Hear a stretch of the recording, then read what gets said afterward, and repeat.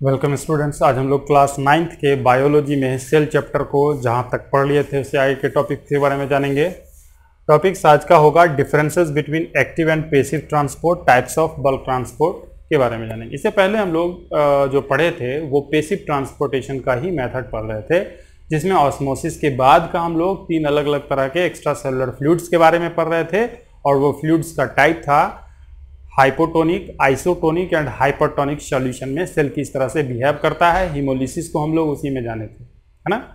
आज का जो टॉपिक, फर्स्ट टॉपिक, हम लोग एक्टिव एंड पैसिव ट्रांसपोर्ट के बीच के डिफरेंसेस के बारे में जान लेते हैं।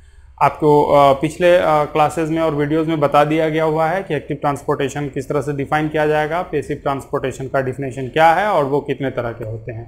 आज हम लोग डिफरेंसेस के बारे में बात करेंगे। वैसे एक्टिव ट्रांसपोर्टेशन वैसा मोड ऑफ ट्रांसपोर्टेशन है जिसमें सेल मेम्ब्रेन के थ्रू जो पार्टिकल का मूवमेंट होता है वो फास्ट होता है, ट्रांसपोर्टेशन होता है वो फास्ट होता है। इसमें requirement of expenditure of energy होता है।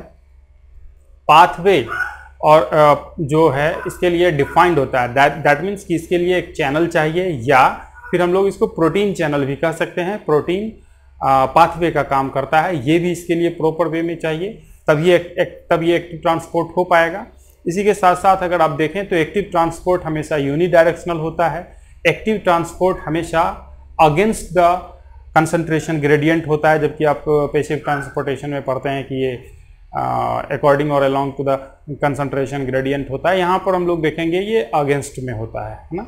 तो इनके डिफरेंसेस को आज हम लोग देख लेते हैं और बल्क ट्रांसपोर्टेशन के डिफरेंट टाइप्स को भी अभी देखेंगे।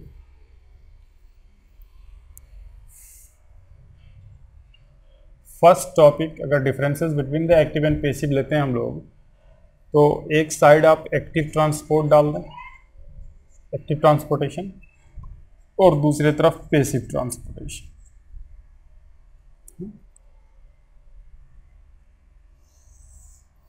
एक्टिव ट्रांसपोर्टेशन में आपको क्या लिखना है,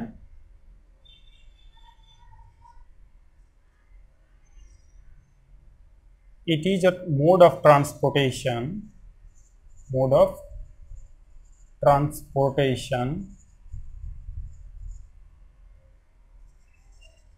which need energy, यानी यहाँ एक्सपेंडिचर ऑफ एनर्जी होगा in the form of ATP. ये याद रखेंगे, एटीपी के फॉर्म में एनर्जी का रिक्वायरमेंट होगा। यहाँ पैसिव में it does not require energy, ये जो है ना एनर्जी रिक्वायरमेंट नहीं करता है। सेकंड आप लिख सकते हैं active transport, it is a fast process. इधर आप लिख देंगे it is comparatively slow process. ये जो है ना स्लो प्रोसेस है, यहाँ एनर्जी यूज भी नहीं होता है, ये स्लो प्रोसेस है। जहाँ एनर्जी यूज हो जाए तो ये बायोकेमिकल प्रोसेस कहलाएगा। तो लिख सकते हैं it is a biochemical process. क्या लिखेंगे, it is a biochemical process, है ना।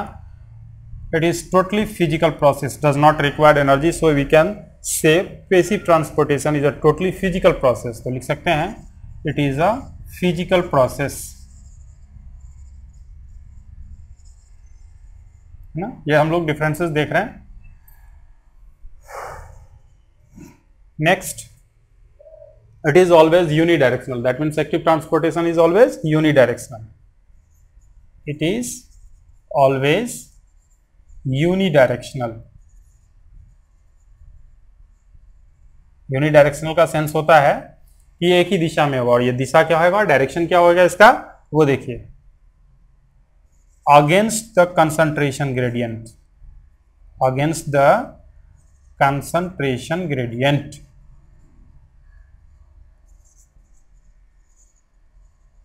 against the concentration gradient। ये हमेशा concentration gradient के अगेंस्ट होगा। इसका क्या मतलब होता है, इसको भी समझ ले थोड़ा सा।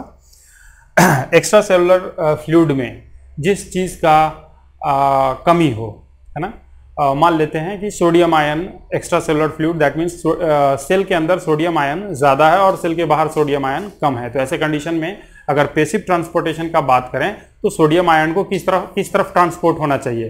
तो आप जब पेसिव ट्रांसपोर्टेशन को पढ़े हैं तो उसके अकॉर्डिंग ये ट्रांसपोर्टेशन आउटसाइड द सेल होना चाहिए, that means cell to extra cellular environment होना चाहिए, एक्स्ट्रा सेलुलर फ्लूइड में होना चाहिए। ऐसा यहाँ नहीं होगा, यहाँ क्या होगा, कम से ही ज़्यादा की तरफ मूव कर जाएगा। ये है अगेंस्ट द कंसंट्रेशन ग्रेडियंट। ऐसा क्यों होता है?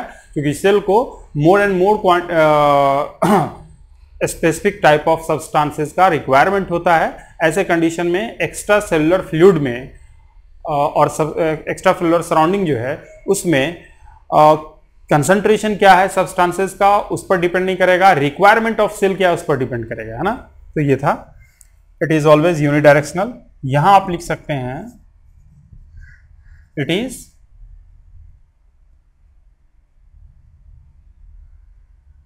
ऑफ बोथ डायरेक्शन,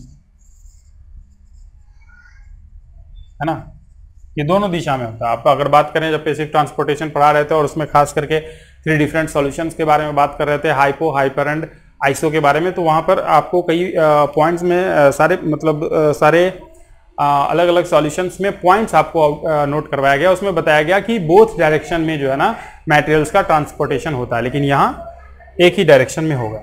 यहाँ फिर एक और हम लोग डिफरेंस लिख सकते हैं, इट रिक्वायर्स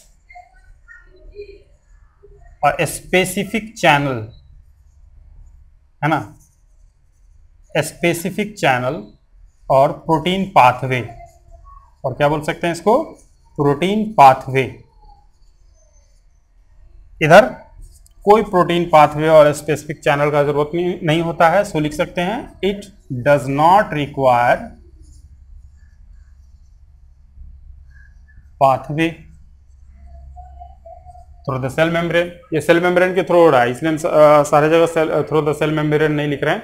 ये सेल मेम्ब्रेन के अक्रॉस ही बात चल रहा है। जब भी ट्रांसपोर्टेशन का बात करेंगे, खास करके सेल में ट्रांसपोर्टेशन का बात करेंगे, तो थ्रू सेल मेम्ब्रेन ही होगा। सेलेक्टिव परमियाबिलिटी होता है ना। अच्छा, अब एक्टिव ट्रांसपोर्ट, पैसिव ट्रांसपोर्ट में एक और हम लोग डिफरेंस लिख सकते हैं, ये कि जब सेलेक्टिव परमियाबिलिटी होता है सेल मेम्ब्रेन में, तो पैसिव ट्रांसपोर्टेशन में क्या है कि पैसिव ट्रांसपोर्टेशन में सारे तरह के सेलेक्टिव सब्सटेंसेस का इन एंड आउट हो सकता है सेल से, है ना। लेकिन एक्टिव ट्रांसपोर्टेशन में क्या है कि सेलेक्टिव ट्रांसपोर्टेशन के बाद भी रिक्वायर्ड सब्सटेंस होना चाहिए at the time of moment. That means कि उस समय, उस खास समय में सेल के द्वारा उसका रिक्वायरमेंट होना चाहिए, तभी वो इन कर सकता है या आउट हो सकता है। ये एक्टिव ट्रांसपोर्टेशन में होता है। ये भी एक डिफरेंस है, ये भी एक डिफरेंस होगा। तो बहुत सारा डिफरेंस है जिसको आप यहाँ पर नोट भी कर लें और खुद से भी आप स्टडी करें, वहां से भी आपको मिलेगा। ये एक्टिव ट्रांसपोर्ट हो रहा था और ये पैसिव ट्रांसपोर्ट हो रहा था, है ना। तो इस तरह से इसका स्क्रीनशॉट रख लीजिए ताकि आपको आगे मदद मिले। अभी हम लोग देखेंगे types of bulk transport.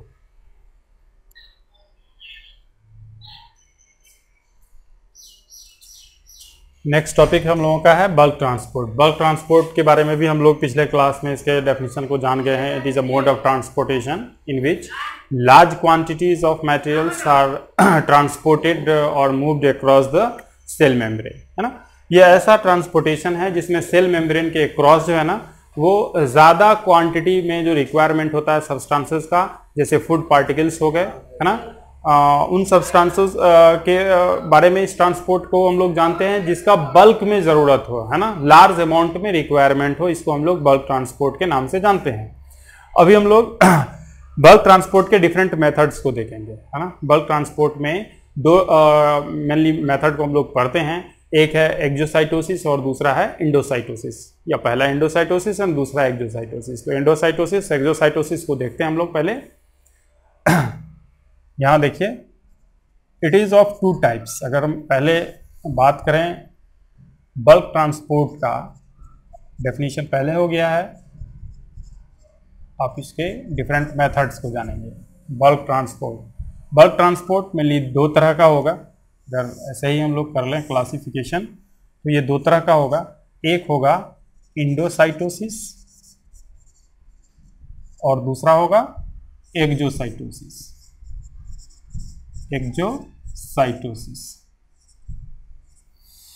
Endocytosis और एक्सोसाइटोसिस दोनों का जो टर्म है उसी से पता चल रहा है। इस टर्म से ये पता चल रहा है इंडोसाइटोसिस का मतलब होगा वैसा मूवमेंट, वैसा बल्क ट्रांसपोर्टेशन जिसमें मटेरियल लार्ज क्वांटिटीज में इनटेक किए जाएंगे सेल के द्वारा, है ना। और एक्जोसाइटोसिस का सेंस है आउट किए जाएंगे, है ना, सेल से आउट कर दिए जाएंगे, एलिमिनेट कर दिए जाएंगे, वो हो जाएगा एक्सोसाइटोसिस। ये सब थ्रू सेल मेम्ब्रेन होगा। अब इंडोसाइटोसिस में जब लार्ज क्वांटिटीज का जो रिक्वायरमेंट होता है उसका सेल के थ्रू इनटेक होता है, तो ऐसे कंडीशन में ये सब्सटेंस के नेचर पर डिपेंड करेगा इंडोसाइटोसिस, और सब्सटेंस के नेचर पर डिपेंड होने की वजह से इंडोसाइटोसिस दो तरह का हो जाता है। वो कौन कौन है उसको भी हम लोग देखें। एक होगा पिनोसाइटोसिस,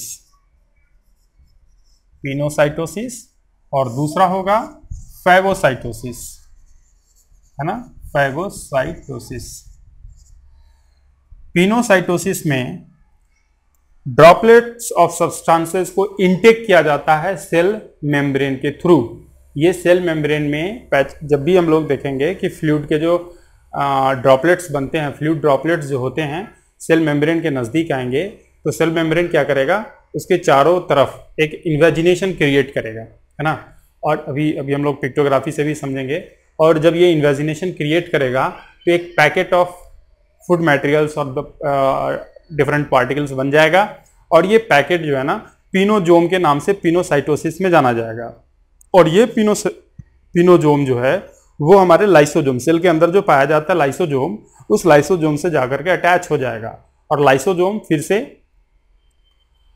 एंजाइमेटिक एक्शन करेगा और सेल को जो रिक्वायर्ड सब्सटेंस है वो प्रोवाइड कर देगा। इस प्रोसेस में अब देखें क्या हुआ कि सेल मेम्ब्रेन का इन्वेजिनेशन हुआ, है ना, और फिर वो पिनोजोम बना, पिनोजोम बनकर के लाइसोजोम से जाकर अटैच हो गया। तो ये जो प्रोसेस है वो टोटली बायोकेमिकल प्रोसेस है और बायोलॉजिकल प्रोसेस है। और जब बायोलॉजिकल प्रोसेस होगा, मूवमेंट होगा, हाँ, तो ऐसे कंडीशन में वहाँ सेल का एनर्जी का रिक्वायरमेंट और एक्सपेंडिचर होगा। इस वजह से यहाँ पर हम लोग देखेंगे कि अगर आपसे कोई पूछे कि बल्क ट्रांसपोर्टेशन में क्या एनर्जी रिक्वायरमेंट होता है, तो आपका आंसर आना चाहिए बिल्कुल बल्क ट्रांसपोर्टेशन में एनर्जी का रिक्वायरमेंट होता है। तो खैर एक पिक्टोग्राफी से हम लोग इसको समझते हैं, है ना। देखिए थोड़ा सा ही पार्ट लेंगे सेल मेम्ब्रेन का, हो सकता है ये सेल मेम्ब्रेन का पार्ट हो और इस तरह से एक इन्वेजिनेशन क्रिएट हुआ हो, एक इन्वेजिनेशन, और यहाँ पर बहुत सारा फ्लूइड ड्रॉपलेट्स है, फ्लूइड ड्रॉपलेट्स है। दैट मीन्स कि यहाँ फ्लूइडी सब्सटेंसेस का ट्रांसपोर्टेशन होगा पिनोसाइटोसिस में। अब ये क्या होगा कि टोटली अटैच होगा, नेक्स्ट में ये टोटली अटैच होगा और अटैच होकर के इस तरह का एक पैच बन जाएगा, है ना, इस तरह का एक पैच बनेगा, कंप्लीट पैच बन गया ये अब। और ये कंप्लीट पैच अब क्या करेगा, लाइसोजोम से जाकर के अटैच हो जाएगा। एक लाइसोजोम को हम लोग यहाँ देख लेते हैं, लाइसोजोम, है ना। और नेक्स्ट प्रोसेस में क्या करेगा, ये यहाँ नेक्स्ट प्रोसेस हम लोग ले लेते हैं,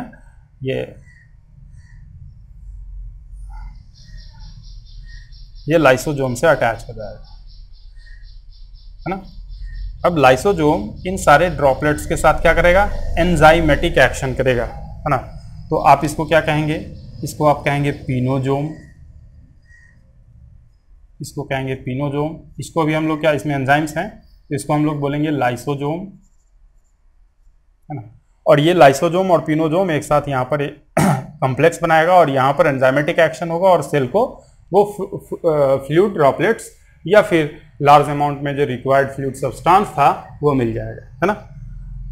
अभी दूसरा देखिए, फैगोसाइटोसिस में क्या होगा, सेम प्रोसेस होगा फैगोसाइटोसिस में, सिर्फ चेंज क्या होगा कि फैगोसाइटोसिस में ये पिनोजोम नहीं बन के फैगोजोम बन जाएगा, है ना। और यहाँ जो फ्लूइड ड्रॉपलेट्स है वो फ्लूइड ड्रॉपलेट्स नहीं होकर के सॉलिड फूड पार्टिकल्स के पैच बनेंगे। इन्वेजिनेशन ऑफ सेल मेम्ब्रेन यहाँ भी देखने को मिलेगा, देख लेते हैं हम लोग।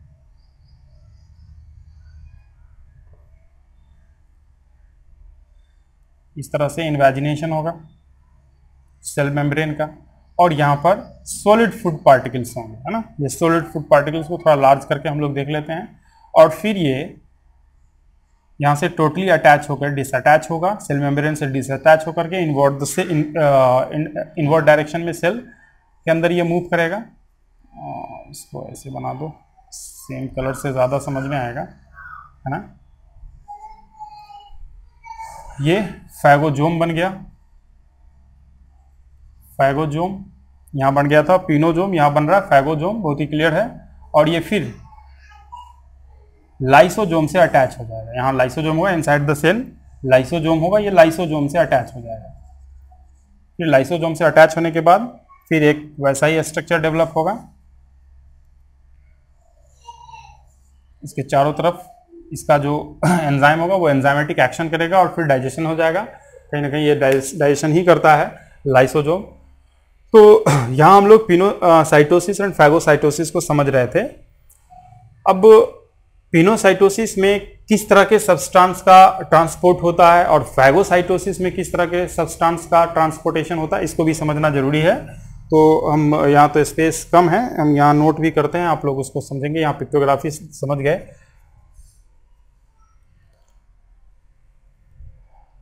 फर्स्टली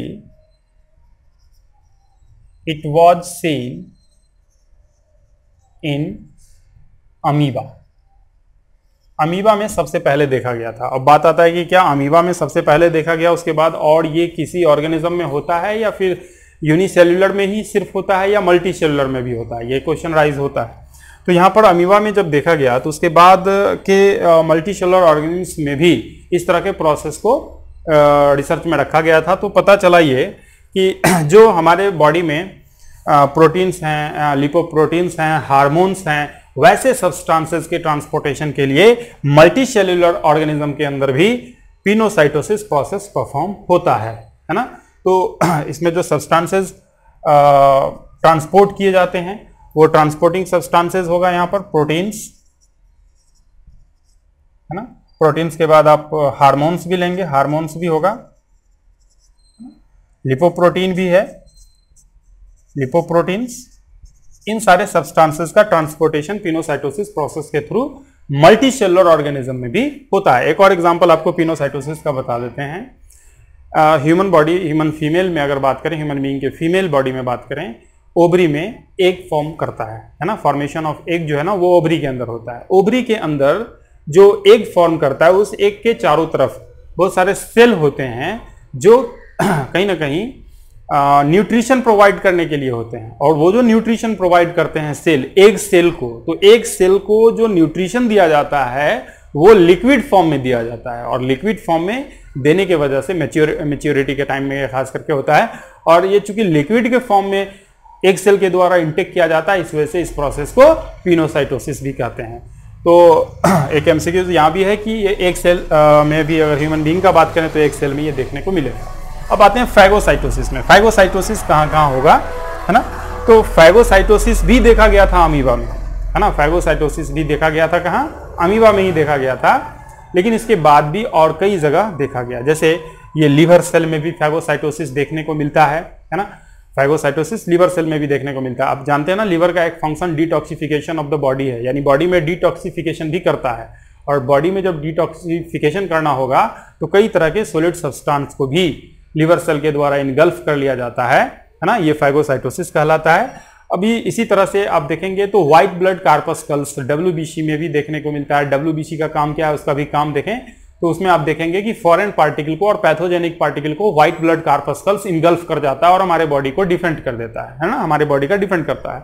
तो इस तरह से हम लोग देखते हैं व्हाइट ब्लड कार्पस्कल्स में होता है। अगर यहाँ देखें कि किन किन जगह होता है, या पहले तो आप देख लीजिए कि अमीबा में देखा गया था, तो यहां भी सेम लाइन होगा कि it was firstly seen in amoeba,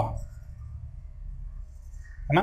ये पहले अमीबा में देखा गया, फिर बाद में और भी जगह, है ना।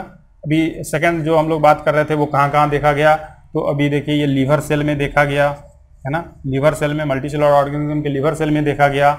व्हाइट ब्लड कार्पस्कल्स WBC में देखा गया। स्प्लीन सेल में भी देखा गया, है ना। आप लिख सकते हैं स्प्लीन सेल, स्प्लीन सेल में भी ये देखा गया। कौन सा, फैगोसाइटोसिस, है ना।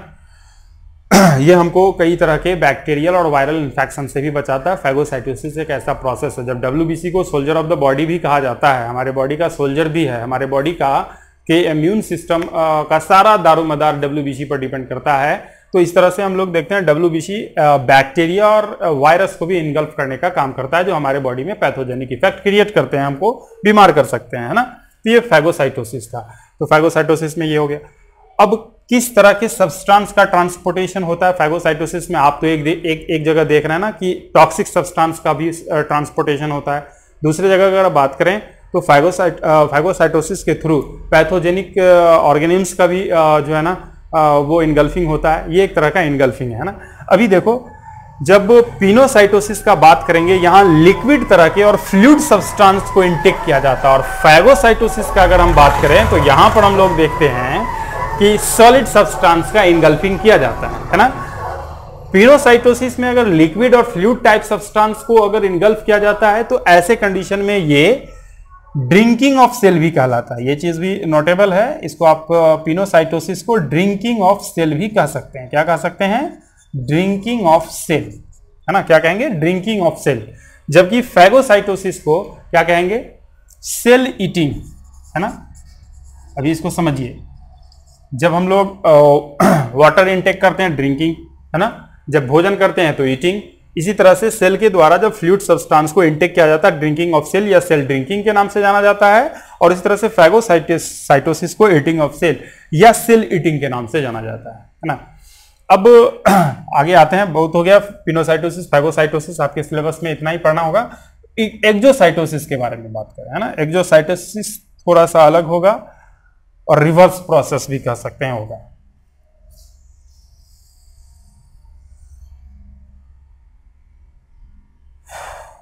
पहले पिक्टोग्राफी से हम लोग समझते हैं इसको।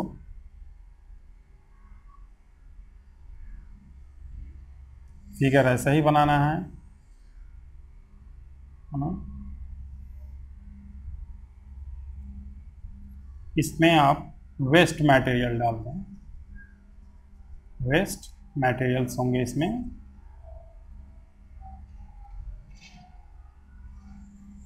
ये लाइसोजोम है, जैसा कि पिछले फिगर में भी आपको समझाया गया है। ये लाइसोजोम है। इसमें बहुत सारे सब्सटेंसेस थे जिसका प्रोसेस हुआ और वेस्ट फॉर्म किया। जैसे यहाँ वेस्ट फॉर्म किया, हो सकता है ये वेस्ट बना सेल के अंदर, है ना। ये वेस्टेज है, ये वेस्टेज है।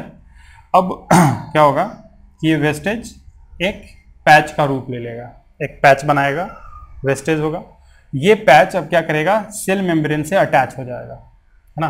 पहले तो एक और प्रोसेस में आप दिखला सकते थे कि इसको अटैच ही करके पहले देख लो। इस तरह से ये अटैच होगा, है ना। यहाँ से आकर के ये अटैच हो गया, यहाँ अटैच हो गया। अब यहाँ पर क्या होगा? क्लीवेजिंग होगा, ये क्लीवेज बनाएगा। नेक्स्ट हम लोग यहाँ देख लेते हैं। ये क्लीवेज बनाएगा और इस तरह से आउट कर देगा किसको? वेस्ट मटेरियल्स को। वेस्ट मटेरियल को सेल के बाहर कर देगा। तो इसको हम लोग क्या कहेंगे? एक्जोसाइटोसिस। अब एक बात आता है कि इंडोसाइटोसिस और एक्जोसाइटोसिस, है ना। तो इंडोसाइटोसिस में तो दो प्रोसेस हुआ। तो एक हो गया पिनोसाइटोसिस और दूसरा हो गया फैगोसाइटोसिस। तो क्या पिनोसाइटोसिस फॉलोड किया जाता है एक्जोसाइटोसिस के द्वारा या फैगोसाइटोसिस फॉलो किया जाता है एक्जोसाइटोसिस के द्वारा? तो बात करें exocytosis, pinocytosis and phagocytosis ultimately endocytosis के द्वारा फॉलो किया जाता है। दैट मीन्स दोनों तरह के सब्सटेंसेस या that fluid substances and solid substances जो भी सेल के द्वारा इंटेक किया गया था, यूटिलाइज किया गया था, दोनों में ही वेस्ट मटेरियल्स के ट्रांसपोर्टेशन के लिए और वेस्ट मटेरियल के एलिमिनेशन फ्रॉम द सेल के लिए यूज किया जाता है एक्जोसाइटोसिस। क्लियर है? अब एक्जोसाइटोसिस तो ये चीज नहीं है कि यहाँ किस तरह के सब्सटेंसेस को एक्जोसाइटोसिस के थ्रू बाहर कर दिया जाएगा, ये नहीं है। दूसरा एक और कॉमन बात था यहाँ पर, जब हम लोग बल्क ट्रांसपोर्टेशन पढ़ रहे थे, तो बल्क ट्रांसपोर्टेशन में सिर्फ सेल के अंदर या सेल के बाहर जाने का कोई कंसेप्ट है नहीं। ये बाई डायरेक्शनल मूवमेंट होता है ना। मटेरियल्स के बाई डायरेक्शनल मूवमेंट को हम लोग बल्क ट्रांसपोर्टेशन कहते हैं। बल्क ट्रांसपोर्टेशन में बाई डायरेक्शनल मूवमेंट होता है। तो दोनों में ही हम लोग देखें कि हो सकता है एक्जोसाइटोसिस मेनली बाहर के लिए होगा और endocytosis mainly inside the cell के लिए होगा। ये एक्स्ट्रा सेलुलर फ्लूइड होगा। सेल के बाहर के फ्लूइड को एक्स्ट्रा सेलुलर फ्लूइड कह देंगे। यहाँ भी सेल के बाहर के फ्लूइड को एक्स्ट्रा सेलुलर फ्लूइड कह देंगे। अगर इंट्रा सेलुलर वर्ड का यूज किया गया, दैट मीन्स कि सेल के इनसाइड का जो फ्लूइड है उसको हम लोग इंट्रा सेलुलर फ्लूइड कहेंगे। एक्स्ट्रा सेलुलर फ्लूइड का सेंस होता है सेल के बाहर के फ्लूइड को एक्स्ट्रा सेलुलर फ्लूइड कहा जाता है। अब ये एक्जोसाइटोसिस प्रोसेस हुआ। यहाँ पर हम लोग स्पेशल नेमिंग कर रहे थे। पिनोसाइटोसिस को ड्रिंकिंग ऑफ सेल और सेल ड्रिंकिंग कहा जा सकता है फैगोसाइटोसिस को शेल ईटिंग कहा जा सकता है, तो फिर एक्सोसाइटोसिस को क्या कहा सकता है ना? तो इसको कहा जाता है सेल वॉमिटिंग। इसको हम लोग सेल वोमिटिंग के नाम से भी जान सकते हैं, है ना? यानी सेल के द्वारा बाहर कर देना सेल वोमिटिंग है, सेल के द्वारा सॉलिड पार्टिकल्स को इंटेक करना सेल ईटिंग है, और सेल के द्वारा फ्लूइड सब्सटेंसेस को इंटेक कर लेना ड्रिंकिंग ऑफ सेल है। तो आज के क्लास में हम लोग differences between active and passive transport देखे, different method and modes of transportation of bulk transportation देखे, है ना? तो इसको आप अपने नोटबुक में पॉइंट्स को आउट कीजिए। आज आपको वो नोटबुक की तरह नहीं लिखाया गया है, समझाने पर ज़्यादा समझाने का कोशिश किया गया है ना? तो आप इसको नोटबुक में एंटर भी कीजिए, बहुत सारे पॉइंट्स को यहाँ बताया गया उसको नोट आउट कीजिए, और जहाँ प्रॉब्लम होता है नोटबुक बनाने में तो वहाँ आप कमेंट जरूर कीजिए।